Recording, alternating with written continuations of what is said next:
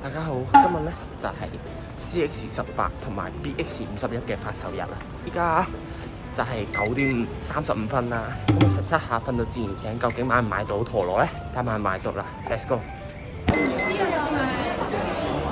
好鬼多人，排到去呢個位 lift 口。依家開咗閘啦，即將11點，條隊長到嘔，我大機率買唔到。依家已經11點啦，正式開賣。我依家應該排到100幾名，我估都買唔到嘅。依家距離11點已經過咗20分鐘，依家條隊排到呢度後面，究竟買唔買到咧？依家排到去門口前邊啦，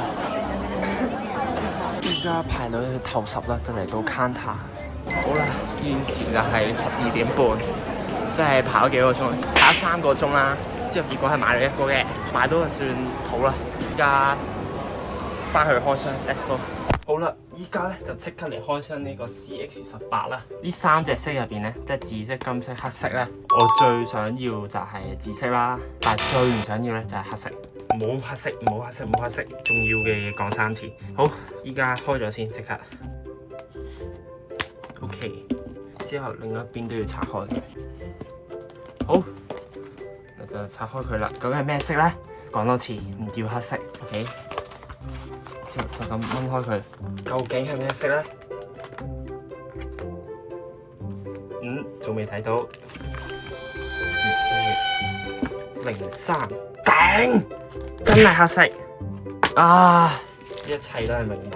好啦，咁我哋而家開咗個包裝佢先。但點解會做黑色㗎，大佬？哎喲，好啦，依家裝咗佢先，就係咁樣啦。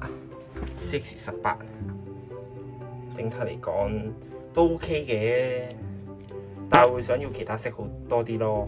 咁啊，今次 CX-18就中咗黑色，咁可能實戰就下一集拍啦。拜拜。